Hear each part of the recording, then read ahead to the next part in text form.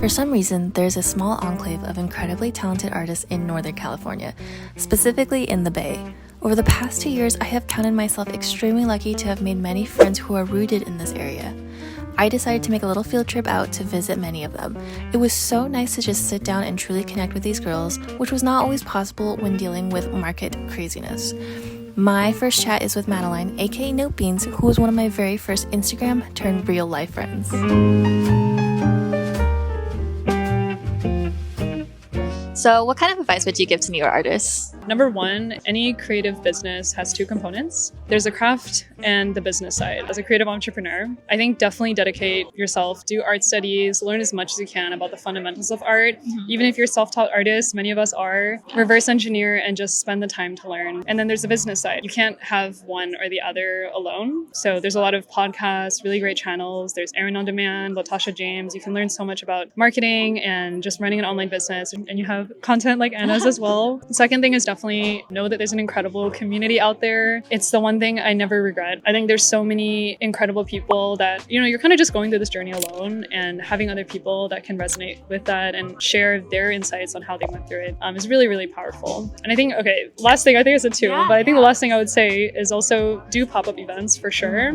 It may seem just like another channel, another way to make revenue, but what's really powerful about it is you can talk to your customers, you can learn from other artists in the community, essentially, other people in your industry, right, that are also selling. And you learn not just like what pieces people like or don't like, but you actually learn your customer profile, right? There's so many times when I had one perception about my art, had one perception of my products, and I talked to a customer who changed my perspective entirely. And I learned who my customer is, who they're not. I, started services because of that, like commissions or, brand collaborations. So yeah, I think those are my three. Yeah. Creative plus business. Secondly, reach out to the community, put yourself out there, and then definitely do pop-up events, I think. Yeah. I also heavily agree with do a pop-up. It is super scary. And even my first pop-up, I was not super successful. Even if my table was slow, I still had fun going to other people's tables and learning from them. And a really easy way to figure out what the best events are asking other vendors, what's your favorite event? And then you can do more research about it and then plan for your next big step and see how you can get to where they are. That was something that takes a lot of bravery, and you just have to not take yourself so seriously to enjoy that aspect.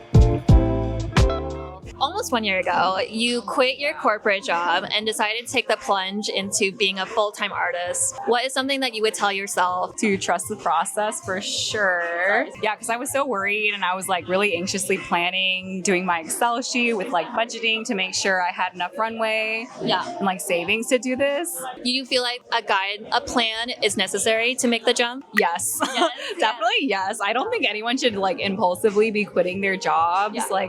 I was planning for a year. For me, it was making sure I had enough savings so that I could sustain myself while I grew my business, and making sure I reached a specific title at work so that if I had to go back into corporate, I had that job title in my resume, and getting projects that I wanted done at in corporate world so that I have my portfolio built up if I had to go back. So it's all just safety net and backup stuff. Yeah. And another portion of my planning was I was doing this part-time while I was doing my corporate job. So I wanted to make sure I have proof of concept and I can make a living. So I was making sure I was hitting my revenue goals and sales goals and stuff while I was part-time. Okay, so the proof of concept is a very important part. I feel realistically, unless you have the privilege of having a financial safety net somehow, absolutely you can't just dive head first into this. That's not realistic, right? So I feel a lot of young artists just want to dive head deep into it right out of college or right out of high school. school and expect to survive. And it's like, that can be a good plan if your basics are covered with by staying with your parents or that kind of thing, or if you have that safety net. Yeah. So it's definitely like the self-awareness of knowing where you're at in life and like, how are you going to survive in the next 5 years? Yeah, I feel like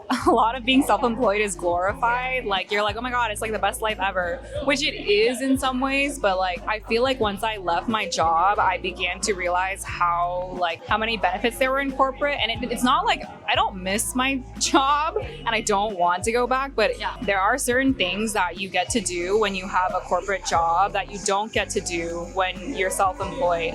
For example, I feel like when I was doing my corporate job and I was doing my art part-time, I can take higher risks. Like, I'm able to spend more money on like marketing or on booth fees, or like just do booths or do events that might not have been successful for other people, just so I can have the experience. And I can do that because I have the funds to do that from a corporate job. But like, when you're self-employed, you have to be more strategic about where you're spending your dollars and like what exactly you're doing with your time. So you're not able to take as many high risks as you might be able to if you have the stable income. Their job as a means to fund their hobbies is totally a valid thing too. Like, it's an enrichment of life, but it's so cool when like you want to make your source of income, like, it is your whole life though, but there's so much more on the line. But when you do your first events where you really put yourself out there, I think it's really important to keep track of like the technical things like your inventory and what sells best, or even like remembering the geographical location of where the events are, or the timing, or that kind of stuff, or what season you're in, Q1, Q2, holiday season, spring season, or whatever, because all that information like truly comes into like a play for how successful an event is, or how well you do in sales and that kind of stuff. And you can like kind of just glean different conclusions from that kind of information. I think important. Yeah, definitely. I have a creative side, but I also love the data. After every event, I will look at the data of like what you were saying, like the best sellers, like which hours did the best, and kind of like try to analyze or like pull some sort of like insight from that information and use that to help myself for the next event, or when I'm building new products, like just using that information from events. Yeah. Well, I think we're gonna wrap this up. Thank you so much, Jane. Thank you for having me. I just wanted to show you guys all the things that I got. There's a store right next to Cub and Coney, which is called the Tiny Keyboard Shop. And a lot of my friends actually have like space in that store too, and they're right next to each other, so it was very convenient. It just felt like one mega store, honestly. But Cub and Coney is a really cute store started by Sudi and Melissa, who are Bay Area based artists, and they work with a lot of other, mostly local, but other artists in general, and it operates kind of as like a consignment store. So I want to show you guys the haul. Okay, the first biggest thing I got was a shirt, which I'm assuming is embroidered by Sudi, but it's just black and white like this, and it's like a ringer tee, the sleeves, and then it has the logo embroidered, which is so cool.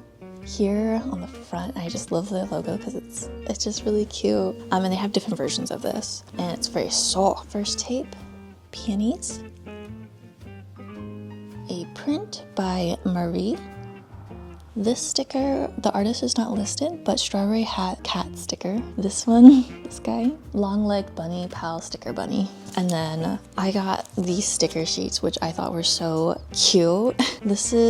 They're designed to be like stamps, but this is the artist responsibility sheet. And let me just read you the very first one hit me so hard. It says self-employment taxes. What's another good one right here?